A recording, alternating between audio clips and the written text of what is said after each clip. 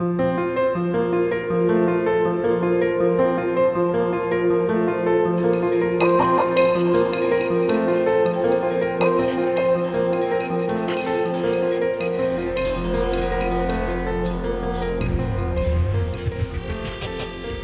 afternoon, good morning, good evening, wherever you are joining in from today.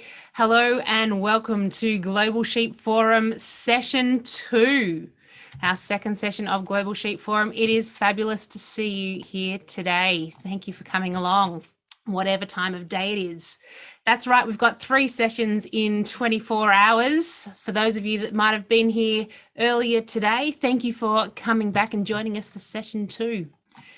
And you're in for a treat today because you're going to be able to hear from some of the best speakers across the globe who will show you just what it takes to achieve success in the sheep industry. And that's from any angle. We've got people speaking about things on farm and production based, and also people talking about skills in leadership and things that will help you build your industry and your community.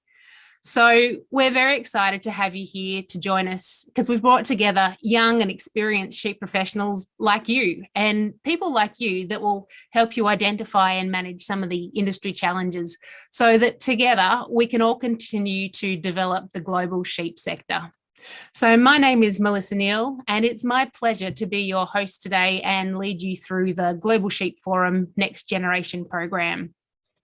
So anyone that was with us earlier today at session 1, you'll know that we really like to try and get a bit hands-on in these sessions and get people involved in the chat box and breakout rooms and talking through the program as well.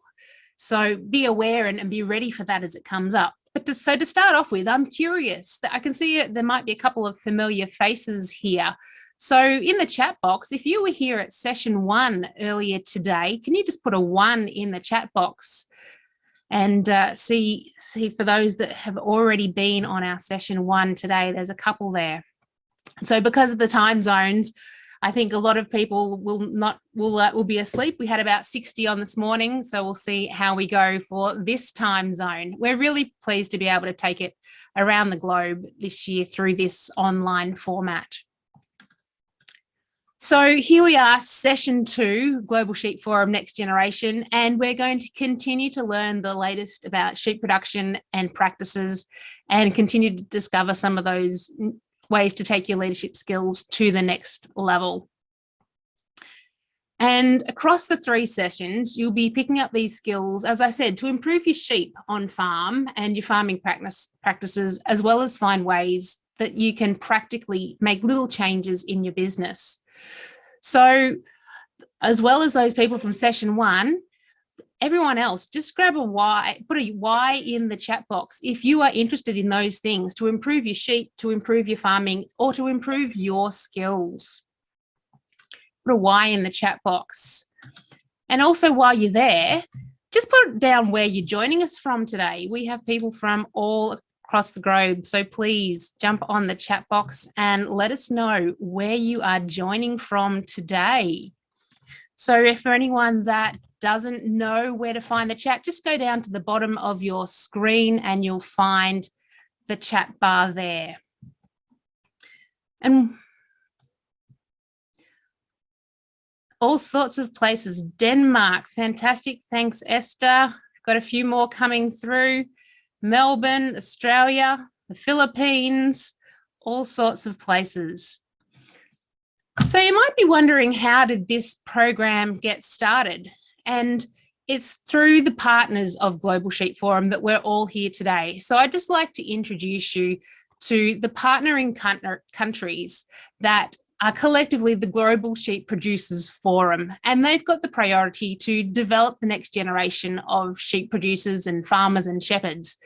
And so I'd just like to make you aware that to put this on today, we've had involvement from all of these different organisations across the globe. So we've got the American Lamb Board, Beef and Lamb New Zealand, the Canadian Sheep Federation, the National Wool Growers Association of South Africa. In the UK, the Agricultural and Horticultural Development Board and the National Sheep Association and the NSA Next Generation Program, as well as Sheep Producers Australia and SPA Leadership. So a very big thank you to our partners. And there's a link in the chat box there. If you haven't met your local partner and would like to find out more about them, then please at any stage go and have a look and get to know them even more. So as I was saying, this event has been created by these organisations, and that's because they all wanted the same thing. And we think that's probably the same reason why you've come today. And that's to learn the latest about the sheep industry, to increase your industry knowledge and to increase your leadership knowledge. But as well as that, it's to meet others and share that information that we know is so valuable, whether it is locally or across the globe. So you're going to learn about each of those areas in the sessions today, and make sure you stay until the end, because we'll give you a preview of what is coming up in session 3 later on today and how that's going to be relevant to you. So as far as designing this program, we've really tried to replicate as much as we could a program that you'd attend at your local field day or a local workshop. So with that in mind, we'd really love you to be engaged in the chat, interact, ask questions, and we'll have some breakout sessions as well. So before we go and introduce our 2 fabulous presenters for today, I just wanted to help you get the most out of some of these sessions. So to start with, if you haven't renamed, we'd love to have names that weren't iPhone 1 and PC 2. So if you can just right click and rename with your name and your country, that'd be fabulous. And we're going to be moving into a breakout room shortly. So if you haven't been familiar with Zoom, again, just unmute and take the mute off your video as well when we go into the breakout rooms, just on the bottom left there. And we'll move you in automatically. But if for some reason you're not moving, you might see a sign like this on your screen. So simply hit join breakout room if that's required today. So very briefly, we're just going to jump in, turn your cameras on, turn off mute. And I'd like you to say hi, introduce yourself, and why did you come to the Global Sheep Forum? So when you're ready, your breakout rooms should be opening now. Just while you're here, just a quick 2-minute breakout.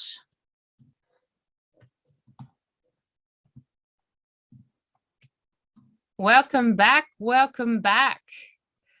All these internet speeds, it does take a while for everyone to come back on board. Great to see some smiling faces, and I hope you just met some new people. And I'm about to introduce you to a couple of new people as well, and very pleased to be able to introduce 2 speakers today that are going to be the key information on our session 2 today. So we're very pleased to have Dan Briar and Amelia Nolan to be talking to us. And they've got a really interesting program, 2 very different topics, as you can see, but things that I hope will be of interest and tick the boxes for everyone. So let's jump straight into it. We're going to be starting with Dan today, and he's going to be talking about methane and how do we select for sheep with less methane.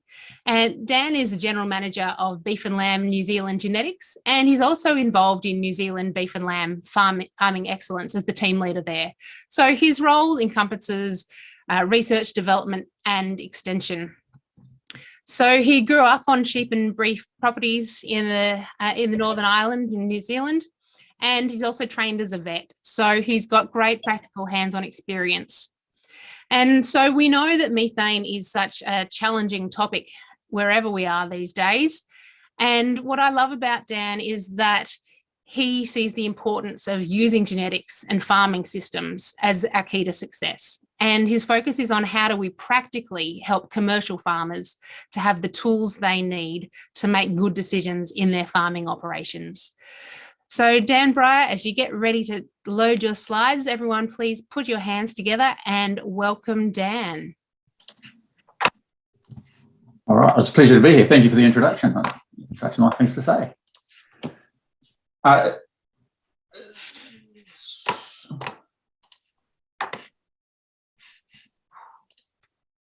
Is that coming through all right for you? Looking good.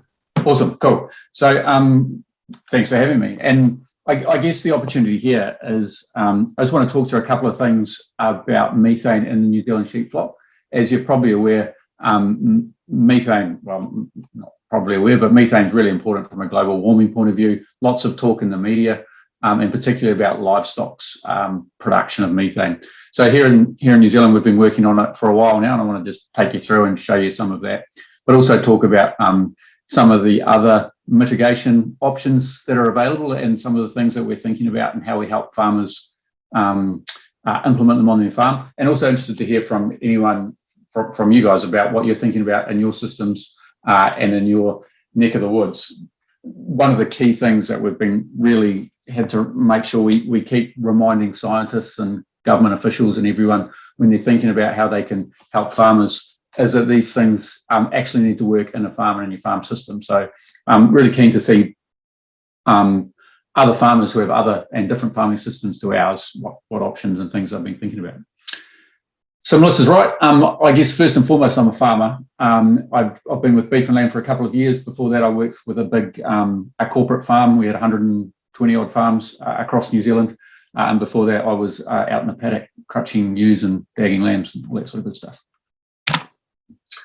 Right, so Beef and Lamb New Zealand, we're a levy-funded organisation. So every time someone sends a sheep to the works in New Zealand, we take a 70 cent cut of that and we put it towards industry good projects. Our goal is our vision is sustainable, profitable farmers, thriving rural communities valued by all New Zealanders. And so that's sustainable, but right at the top there, as we think about methane and greenhouse gas emissions, but also profitable, right? It's the old saying, you've got to be in the black to be green. So we really want to make sure that we can help our farmers be profitable and productive as well. We every 6 years, farmers vote on whether they want beef and lamb to continue to exist. We had one of those referendums just this last year, and 90% of farmers voted for us, which is always good when you're putting your hand in someone else's pocket, that they think it's a good idea. And more than that, they also voted that we could lift the levy. So they're obviously happy with the work that they're doing on farmers' behalf, which is good. So this slide's pretty busy and it doesn't reproduce that well, but the key thing a couple of things I want to show you here. New Zealand's unique to most countries in the developed world and how our greenhouse gas emissions look. So if you look across the top there, carbon dioxide at 47%, nitrous oxide at 17%, and methane at 35%. Most developed nations have much, much more carbon dioxide production from their factories and mines and everything else they have. In New Zealand, we have, because we have such a large agricultural sector and pastoral agricultural sector, we have much, much more come from our agriculture. So down the bottom of that graph there, the table there, you'll see that we have, where 48% comes of our total greenhouse gas emissions come from our livestock, and 18% of our total greenhouse gas emissions come from sheep. So when countries around the world start thinking about how they're going to keep up with their Paris agreements or Kyoto protocols or whatever, for New Zealand, it's really important that we think about at agriculture how we do that to help us achieve our national goals. And you'll have to forgive my cow sheep here. I couldn't find a sheep, so I had to convert a cow. Apologies for my terrible art.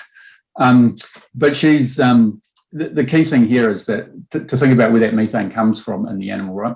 So they eat the grass, it sits in their rumen, and we're not actually having we don't want to have an impact on that animal, on the cow or the sheep, sorry. We want to have an impact on those microbes that are living inside the rumen. So it's quite a different problem to try and solve. If I'm breeding for fast-growing sheep, it's really easy for me to measure fast-growing sheep. But how I measure that change in the rumen population and the production of that rumen population is much, much trickier. So it's and it represents a loss. So if we can get this right, we can actually help the animals be more productive. So that methane that's escaping back out their mouth there as the burps, that represents an energy source. If our animals can capture that carbon and use it inside their systems, they'll actually be more productive. That's theoretical at the moment, but hopefully we would find out they'd be able to capture that and use that energy source for themselves. All right, so I'm as I said before, I'm keen to find what other people are thinking about this and understand what other other producers around the world are doing. So we're just going to pop into a breakout room. If you just take a couple of minutes, first off, introduce yourself, of course, but the question to discuss is what you or people you know are doing or could do to reduce greenhouse gas emissions on your farm and in your farm systems. So again, that's just to discuss what you or people you know are doing to reduce greenhouse gas emissions on your farm. If you just take 4 or 5 minutes to have a chat about that, and then we'll come back. I'm keen to hear too, so when we get back, I'll ask if anyone wants to report back from their group. Welcome back. Dan, you're just on mute still. Thank you. You'd think after all this time we'd have learned that, eh? Cool, so I'm keen to hear what various groups had. We discussed seaweed, that people have been starting to use seaweed as a way to try and mitigate in Canada. What were there any other ideas or options or things that are happening around the world that people are aware of? Maybe just use the hand up function if you can't come off mute. So feel free to unmute yourself or put your hand up. We'd love to hear some feedback from a couple of groups.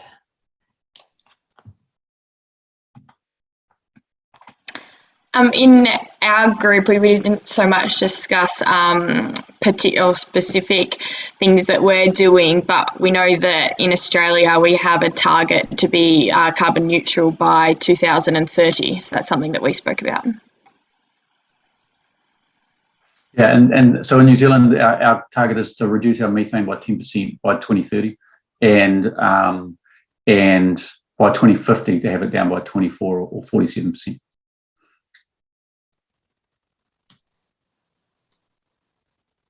Any other takers out there? Dan, I'm speaking tomorrow morning, but I'm just in our group. It's just talked about, not specifics about what people are doing here in Australia, but I think that there's a groundswell of producers that are better understanding the importance that carbon plays in terms of production and its connection to increased productivity. And I think that largely in Australia, that's where we can expect the changes to production systems to actually occur if we rely upon governments to help us out as producers. From my perspective, is I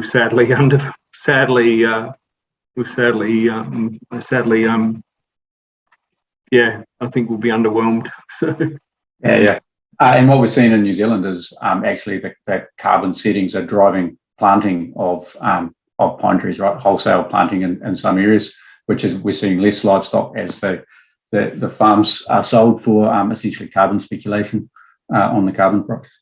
So you did right; those government settings are probably not something we should be relying heavily on for success. When you mention carbon, though, in the farm system, do you mean like carbon stored in soil and those sorts of things, or carbon inside the animal, or just thinking more about a carbon cycle as opposed to as part of your production system, I guess? I think that we're only really becoming aware of the importance of carbon in terms of nutrient cycling and performance and health of stock, and that originates from productive and diverse pastures. And Susan in our group is doing some work around that. So, it's from a producer's angle, I think they're the things that are going to be key to it here in Australia, is my view. So, Awesome. Cool. I'll carry on. I'm not sharing anymore. Cool. Sweet. How are we now? All right. Lovely. Cool. Sweet. Thank you for that.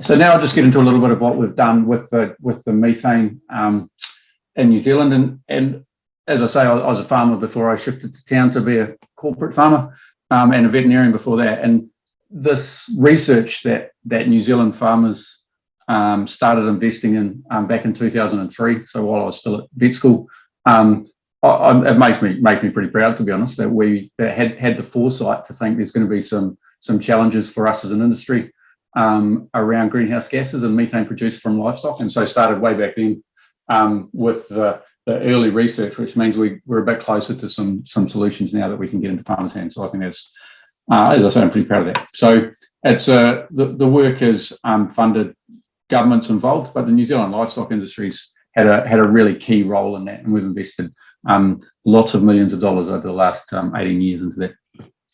This goes through a group called the Pastoral Greenhouse Gas Research Consortium. And so there's the key goal of mitigation research is to try and separate the link between the amount of pasture, because in New Zealand, of course, we're all it's all outdoors, so it's all pasture systems. The amount of pasture that an animal eats from the amount of methane that pasture produces. So for every kilogram of pasture that your sheep eats, in New Zealand, it'll produce 21 grams of methane. So if you grow it faster and it eats more, it'll produce a bit more methane. If you grow it slow and it eats more, it'll still produce that 21 grams of methane for a kilogram of pasture eaten. So our goal is to try and break that link so that we can make it 18 grams of methane produced or 16 grams of methane produced for every kilo of pasture taken in. So there's four things that the PGGRC and industry has been looking at. So the first one to the left, low greenhouse gas feeds. I've spent a lot of time looking and have found some different feeds that do that. Forage rape is a brassica, and if you feed a high percentage of forage rape, it'll reduce the amount of methane produced by the animal. Unfortunately, it doesn't really fit into our farm system. Rape's only available for a certain period of the year, and the animal needs to eat 75% of its diet. And so so then you start running into other nutritional problems of feeding too much brassica for too long to your animals, right? So some things there for further work, but not something that we can apply on farm yet. The low methane animals, that's the genetics that we'll talk about, and I'll come back to them in a minute. Sorry, this picture here is supposed to be a rumen, I think. The next one along is a vaccine. So this is work that, again, has been running for a long time, trying to look for a vaccine that we could vaccinate our sheep with. And that vaccine means that the animal's immune system would kill the bacteria and the protozoa that are producing methane in the rumen. So we'd be trying to use the animal's immune system to impact on that, what's happening inside its own rumen. Still plenty of work to be done, to be fair, although there's also been a whole lot of advances in vaccine technology in the last 2 years, if you had noticed what was happening around the world. So maybe there's some new opportunities coming there.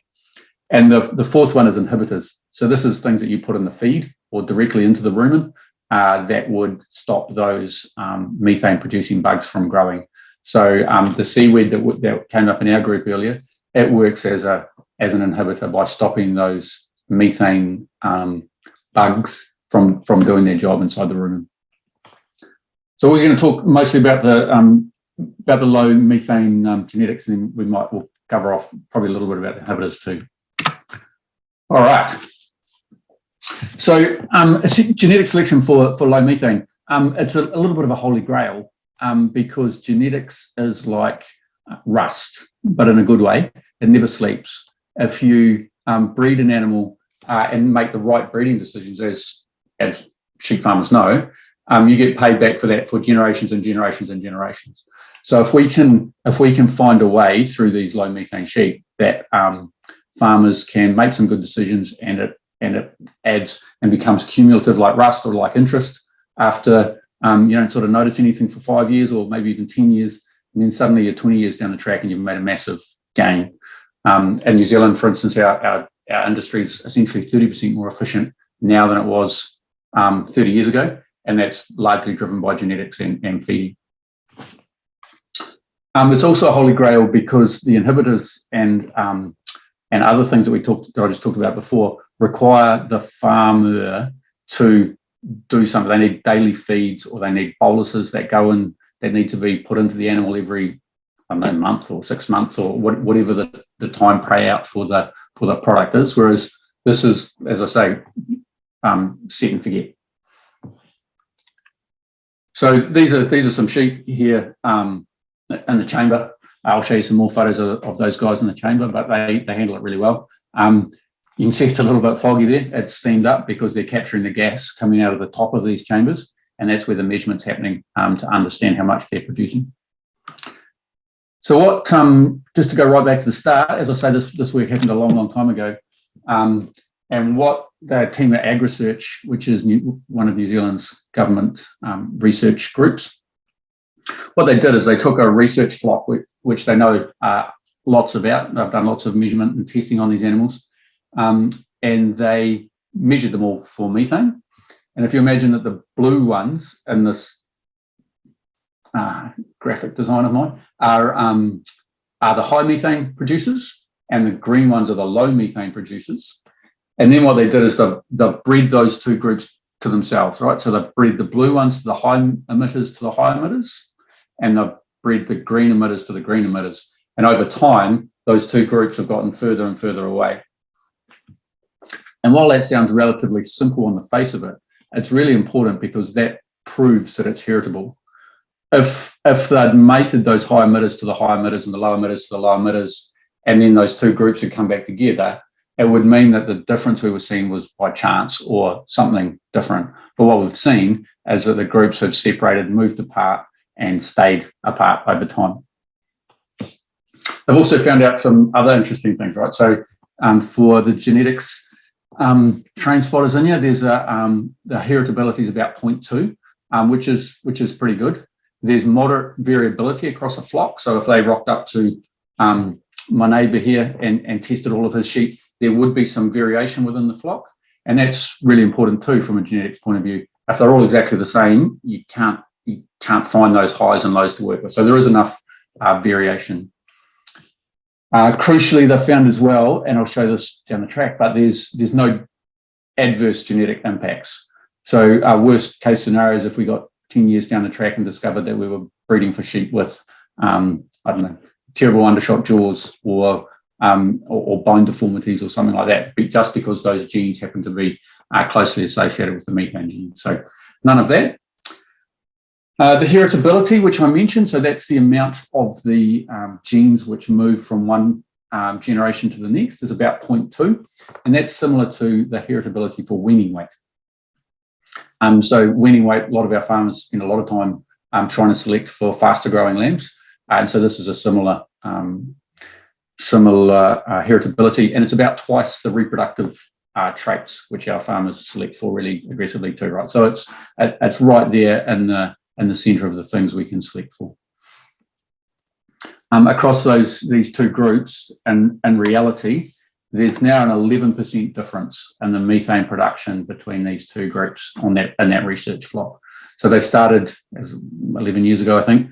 Initially it was 4%, and over time they've split out, and so now there's an 11% difference to them. Here's just a few photos of the machines in action. So this is just in a wool shed. Obviously, the sheep are run into these wee boxes, and they're held there for 40 minutes. They do them in cohorts of 12. They're held there for 40 minutes, and then what we're looking for is a ranking across that flock to see which ones are the highest and the lowest. Not sure how well you can see it, but this is a trailer. You see the old double tandem trailer there. She's a big, heavy thing, and they hook it up and move from farm to farm. Spend about a couple of days on a farm before moving it on. And so these are the pretty clever collecting tools that sit on the roof of that as they travel around the country. So this has been moving around New Zealand for 3 seasons. Oh, it's coming into its 3rd season, sorry. I think there's also one that has gone up to Scandinavia and Norway, and possibly one in UK as well. Don't quote me on that. As other countries start down the same effort of measuring their sheep. And so now we're at the stage of providing breeding values. So breeding value means that we've done enough real tests, so that collected enough traits that we can start to estimate how their relatives will behave. And so over the first couple of years, we collected 2,200, 3,700, 4,300, and we've got up to 10,000, and 10,000 is a bit of a magic number because once we've got that 10,000, we know that the accuracy is good enough that we can start to extrapolate about how other sheep within the related flocks are behaving. And that's when we can move it from being a flock level measurement to an industry level measurement. This year we're planning to do another 5,000, and that's to make sure that we keep that what we call a training population of sheep. This is how farmers access it. So they go to a website, it's methanebv.co.nz. There's quite a bit more details there if anyone is interested in having a look around. I'm not sure that we'll get the trailer to you, but you're most welcome to have a look around and see the frequently asked questions. The farmer logs in here. They need to be connected into our genetic evaluation already through their other recording they might be doing, might be weaning weight and growth rates and those sorts of things. And then we arrange the timing for the trailer to come to their place. And this is a photo just from a few days ago.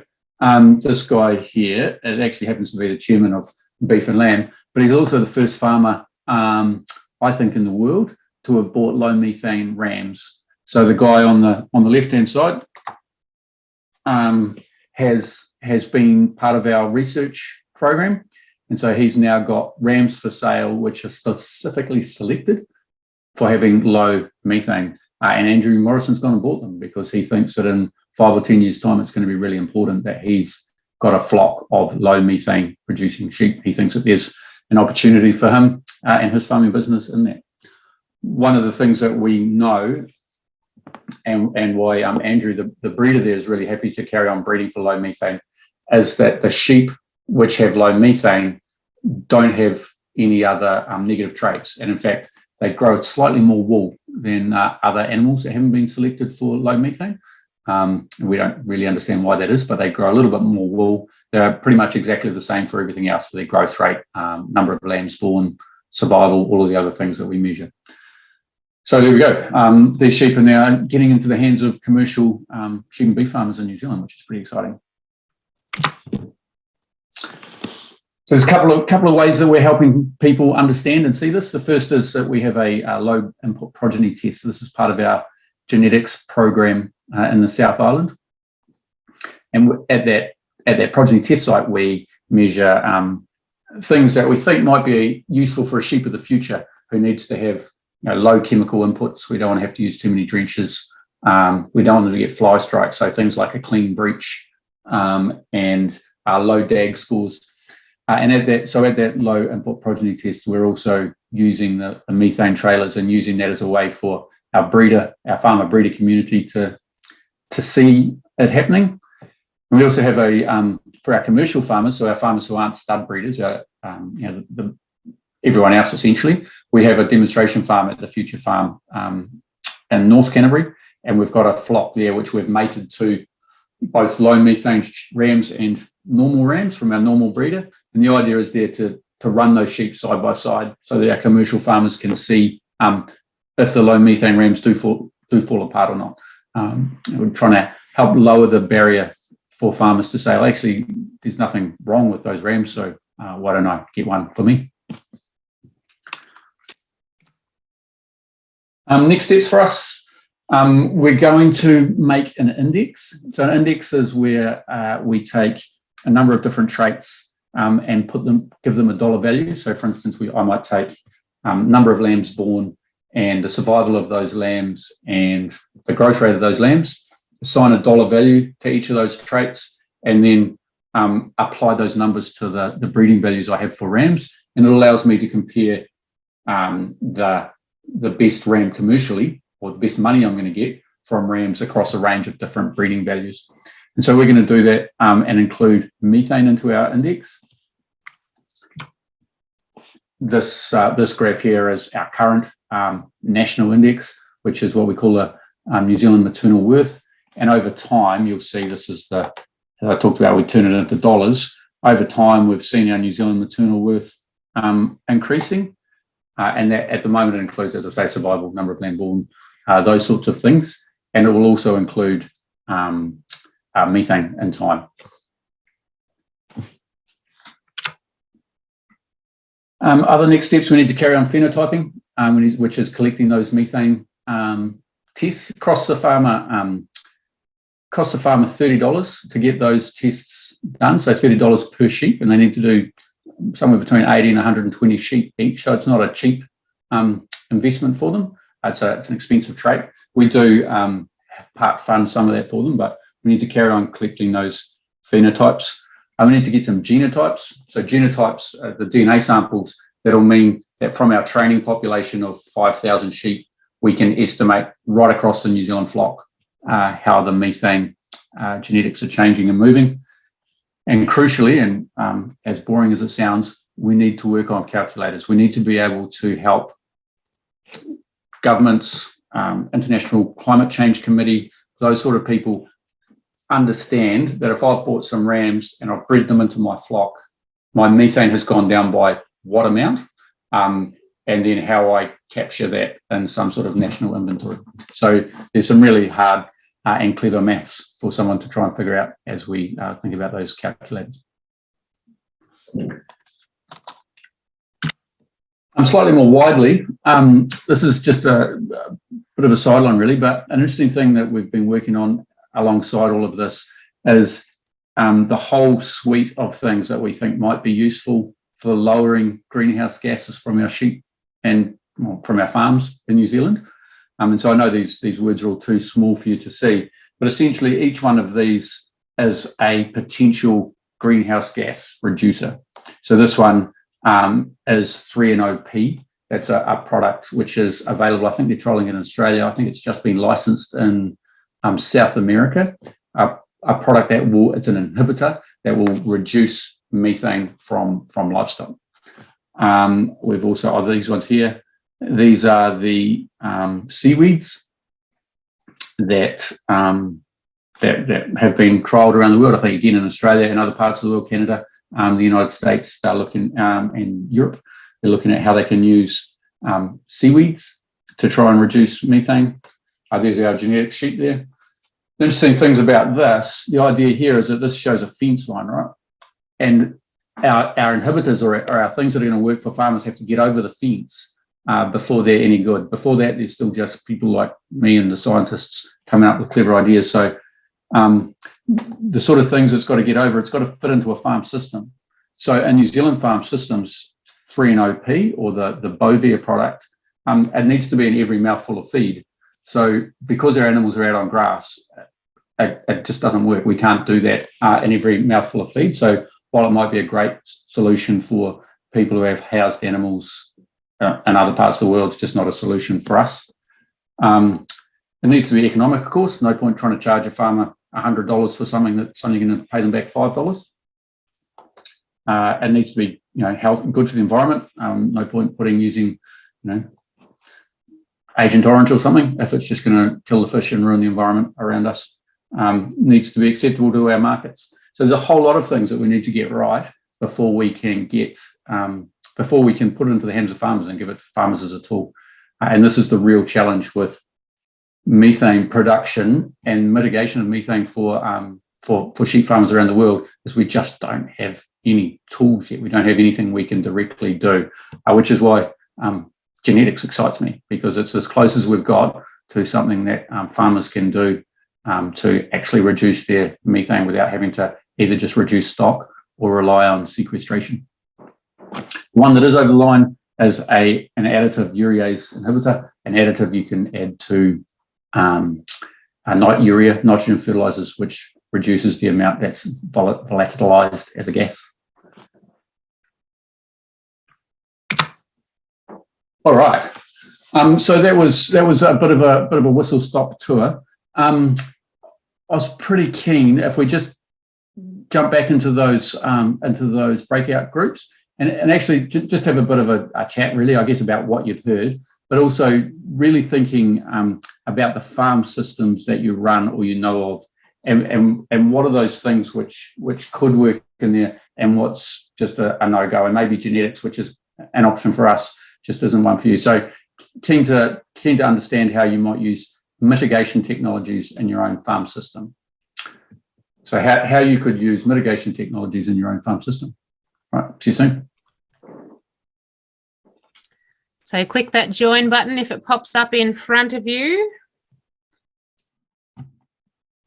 Welcome back, welcome back. Welcome back, everyone.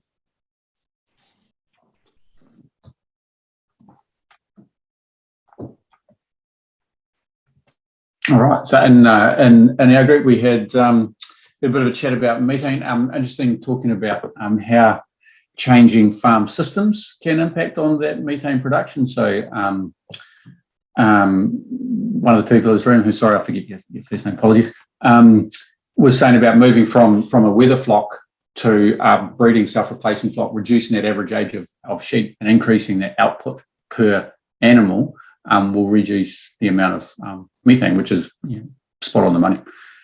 We also talked about some of the fossil fuel and permafrost sort of methane impacts. What about anyone else? Any other thoughts or comments or ideas?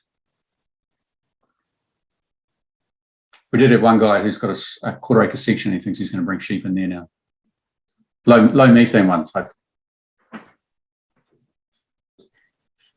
We have had one question come through, Dan, which sort of relates to what you could be doing on farm to mitigate. You mentioned earlier some different brassicas that were showing promise, and some of the Kiwi accent has made it challenging for people to work out what they might have been. So I wondered if you could talk through that again as to what some of those might be. Apologies. So that's what we call a brassica rape, a feed rape, which is it the same as canola? But we use it as a summer feed and carry it into the winter in parts of the country as well, for both sheep and cattle actually. And so that work was done in cattle. As I say, the challenge is outside of the window after you've grown that brassica, and outside of the window of eating that. Rapeseed canola, righto. Yeah. And that other question that's with that one is, you mentioned variation within a flock. Oh, sorry, now I've lost it. You've mentioned variation within a flock, but is there variation between breeds, as in is one breed better than another? Yeah, excellent question. Short answer is we don't know. The longer answer is probably not. Really, that 21 grams that I spoke about per kilogram of live weight, that's pretty true across all ruminants, so cattle and goats and deer as well. Actually, I don't know about goats, across cattle and deer. So I think it would be unlikely that there'd be much of a breed variation, although it's genetically linked, right? So there absolutely could be. In New Zealand, our evaluation is breed agnostic, so we put all of the animals, all of the breeds go in together into that big evaluation and get swished around, and the top animals come out of it, with the exception of the final evaluation, which is run through Australia because of the bigger breeding pool over there. So the short answer is I don't know, and I think probably not much. As we know with most genetic traits, there's as much variation within a breed as there is between breeds.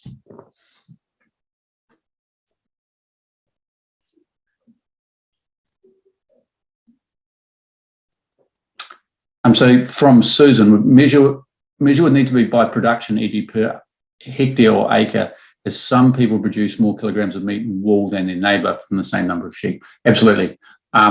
So that's why the key here is about breaking that link between kilograms of dry matter eaten and kilograms of grams of methane produced. So it's within my own farm and my own farming system, as opposed to comparing me necessarily with the neighbours and us paying a carbon price. This conversation isn't really getting across to that degree. That's why those calculators, which we haven't completed yet, are important.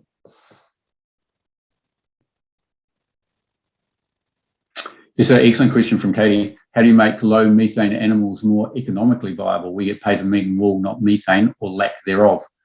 How can it be made more economically viable to select for low methane sheep other than being a low methane stud for people who like warm, fuzzy feelings? The short answer, so in New Zealand, we have all of our livestock industries and all of agriculture have signed up to a way to figure out how we can reduce our emissions. The government was going to roll out some regulation, which would be interesting, but probably counterproductive. So we said, you leave this to us, we'll sort it out. It's a program called He Waka E Kanoa, which is a Maori word meaning, Maori phrase meaning we're all in this together. And so we are actually starting to bring a price to methane production. Quite exactly how that looks, we're still trying to figure it out. But the short answer is there actually will be, in New Zealand at least, some type of pricing for methane. Again, which is why we need to get those calculators figured out. In New Zealand, and I'm sure many places around the world, there's some type of emissions trading schemes, which is counted into fuel prices and electricity prices and all of those sorts of things. And it's probably only a matter of time before we see that on livestock as well.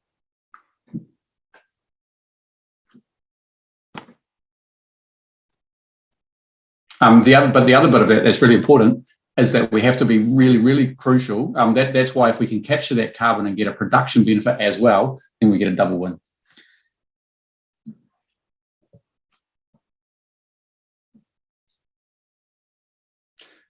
Cool. So unless there's any more questions, I'm happy to take other questions as well.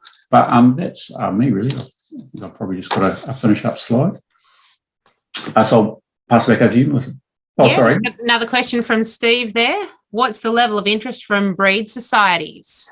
So the breed societies are in the game. Our breed societies in New Zealand, as I say, we put all of the evaluations together, all of the breeds together into our evaluation. And so the breed societies have a really important role, but are relatively quiet and behind the scenes role to all of this. So they're certainly not against it. I think the Texel breeders might have been in touch about how they can promote it throughout the Texel breed. But yeah, so it's sort of the interest within the breed societies is equal. Bell-shaped curve. Some people are into it, some people aren't.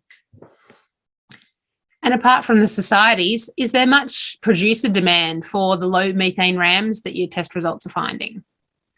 So at this stage, probably not. So there's people like Andrew Morrison who know he's been deeply involved in this for a long time, so he's well aware of it.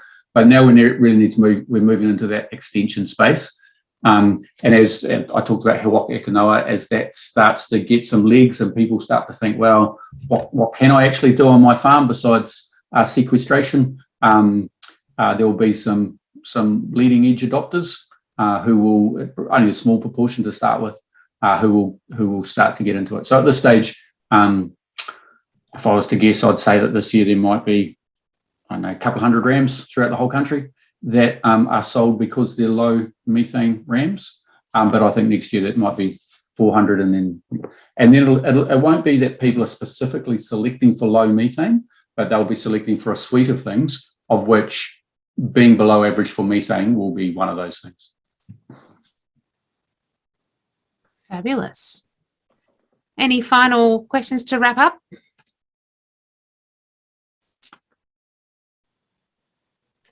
Here we have another one on the chat for you, Dan. For humans, there are fecal transplants to adjust microbiome issues. Have you considered doing the same after you figured it all out? It would save you time not having to breed if you could just supplement. So yes, I'm going to say no, I haven't personally done that. What we are doing, or the clever scientists at AgResearch are doing, is collecting samples from those rumens so that we can actually look at the difference in the microbiomes between the animals and try to understand a little bit more about that with the lower methane ones. Remembering in New Zealand that the supplement is hard to do in our farm systems. Most of our sheep never get a supplement ever in their lives. And so having to put some sort of supplement into or something to go into their diet is quite hard in our farm systems.